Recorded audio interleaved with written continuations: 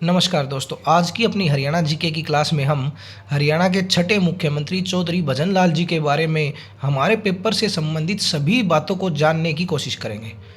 तो शुरुआत करते हैं। भजन लाल जी का जो जन्म है, इनका जन्म 6 अक्टूबर 1930 को कोरान वाली गांव, जो बहावलपुर रियासत, जो कि पाकिस्तान में है वर्तमान में, वहाँ पर इनका जन्म हुआ था। बाद में ये मोहम्मदपुर रोही, जो फतेहाबाद में वर्तमान में आता है, वहाँ पर आकर अपने परिवार के साथ बस गए हरियाणा में। इन्होंने अपनी राजनीति की जो शुरुआत है वो एक वास्तव में ही इन्होंने लोअर लेवल से अपनी राजनीति की शुरुआत की थी, जो कि पंचायत में जो पंच का पद होता है, जो जिसको मेंबर ग्राम पंचायत भी हम बोलते हैं, उस पद से इन्होंने अपने राजनीतिक जीवन की शुरुआत की थी, जो कि अपने आप में इनकी एक उपलब्धि है कि पंच के पद से शुरुआत करके हरियाणा के मुख्यमंत्री के पद तक पहुंचना वास्तव में गौरव की बात है। भजन लाल जी ने 3 बार हरियाणा के मुख्यमंत्री पद की शपथ ली। जो इनका प्रथम कार्यकाल है वो 28 जून 1979 से 23 मई 1982 तक था। फिर 23 मई 1982 से फिर दोबारा इन्हीं को मुख्यमंत्री चुना जाता है और 4 जून 1986 तक इनका कार्यकाल रहता है। जो तीसरी बार जो इनका कार्यकाल था वो 23 जून 1991 से 11 मई 1996 तक ये हरियाणा प्रदेश के मुख्यमंत्री रहे। 1986 में ये राज्यसभा सांसद बने और राजीव गांधी जी की सरकार में पर्यावरण और वन मंत्री बने।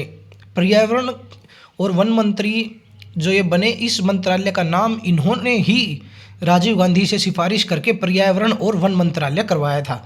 उससे पहले इस मंत्रालय को पर्यावरण मंत्रालय कहा जाता था। 1988 में इन्हें केंद्रीय कृषि मंत्री भी बनाया गया। भजन लाल जी का जो कृषि और पर्यावरण के प्रति जो लगाव था, उसी के कारण ये कृषि और पर्यावरण मंत्री बने। ये हरियाणा सरकार में भी कृषि मंत्री बने थे।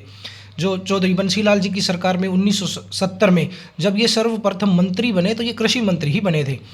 फिर 1972 में बंसी लाल की सरकार में दोबारा ये कृषि मंत्री बने। तो भजन लाल जी का कृषि और पर्यावरण से जो प्यार था वो अलग ही दिखाई देता है। ये 3 बार लोकसभा सांसद भी बने और तीनों बार अलग अलग सीटों से, फरीदाबाद से, करनाल से और हिसार सीटों से ये सांसद रहे हैं। 2007 की बात करें तो 2007 में इन्होंने हरियाणा जनहित कांग्रेस नाम से अपनी अलग पार्टी की स्थापना की। बाद में इस पार्टी का 2016 में कांग्रेस पार्टी में विलय भी कर दिया गया। इनके निर्वाचन क्षेत्र की बात करें तो आदमपुर विधानसभा क्षेत्र इनका निर्वाचन क्षेत्र था, जिस सीट पर इन्होंने और इनके परिवार ने हरियाणा के गठन से लेकर 2024 तक अपनी सत्ता बनाए रखी।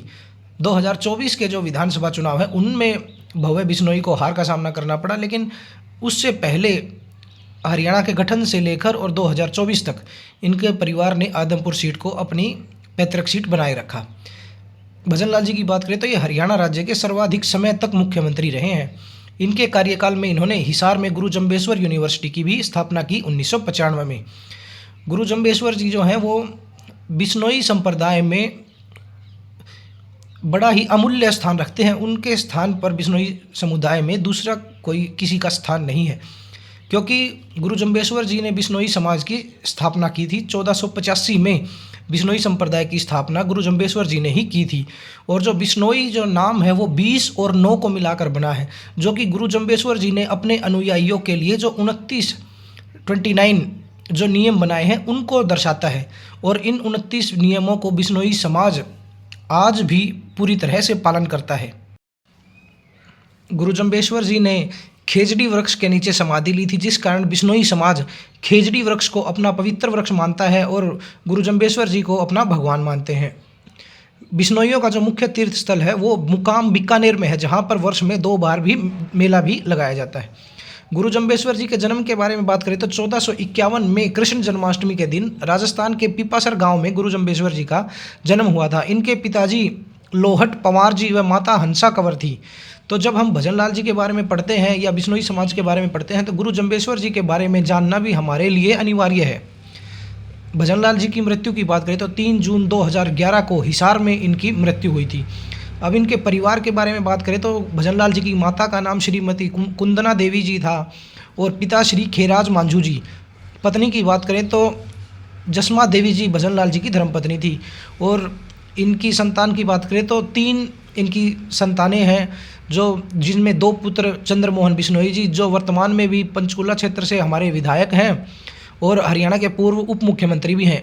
छोटे पुत्र की बात करें तो कुलदीप बिश्नोई जी इनके छोटे पुत्र हैं और एक पुत्री रोशनी देवी हैं। उपनाम की बात करें तो भजन लाल जी को हरियाणा में इनकी राजनीति में इनके योगदान के कारण काफ़ी सारे उपनाम मिले हुए हैं। बिश्नोई समाज के लिए काम करने के लिए इनको बिश्नोई रत्न भी कहा जाता है और बिश्नोई समाज से इतने बड़े पद पर पहुंचने के लिए बिश्नोई समाज का सिरमौर की उपाधि भी इनको दी गई है। राजनीति में इनकी जो साठगांठ करने की जो राजनीति की जो नॉलेज इनको थी, उसके लिए इनको राजनीति का चाणक्य भी कहा जाता है। और जिस प्रकार तोड़ मरोड़ करके इनको सरकार बनाने का जो इनका गुण था, उसके कारण इनको मास्टर ऑफ हॉर्स ट्रेडिंग की उपाधि भी दी गई है। और जिस प्रकार उस समय में राजनीति की जो गतिविधियां थी, एमएलएज पार्टियों को छोड़कर दूसरी पार्टियों में चले जाते थे और फिर दूसरियों को छोड़ के तीसरी में चले जाते थे, उस प्रकार एमएलएज को मनाने के लिए इनको super human powers of persuasion की उपाधि भी दी जाती है कि इनके पास सुपर पावर्स थी किसी को भी परसुएड करने के लिए। लेकिन इनके जीवन की बात करें तो इन्होंने अपना जीवन जो है, शुरुआती जीवन इतनी गरीबी में बिताया था कि उस गरीबी से लेकर जिस पद पर ये पहुँचे, वहाँ तक पहुँचना अपने आप में गौरव की बात है। भारत पाकिस्तान के बंटवारे में जैसे लोग बंटवारे के समय पे जिस प्रकार से लोग एक क्षेत्र से दूसरे क्षेत्र में जो भी लोग जिनका आवागमन हुआ था, उन्होंने सबने ही कठिनाइयों का सामना किया, लेकिन उन कठिनाइयों का सामना करने के बावजूद ऐसे पद तक पहुंचना अपने आप में उपलब्धि मानी जाती है। शुरुआती जीवन में भजन लाल जी साइकिल पर सामान बेचते थे। उसके बाद उन्होंने पोखरमल जी के साथ मिलकर अपना व्यापार शुरू किया और फिर एक सफल व्यापारी होने के बाद एक सफल राजनेता ये बने।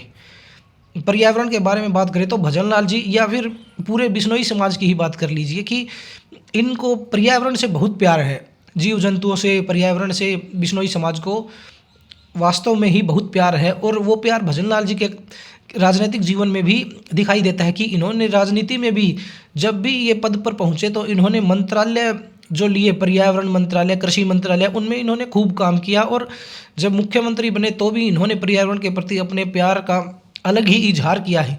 अगर इनके मुख्यमंत्री कार्यकाल की बात करें तो इन्होंने अपने कार्यकाल में पर्यावरण अदालतों का भी गठन किया और पर्यावरण से संबंधित सभी कानूनों का सख्ती से पालन भी करवाया।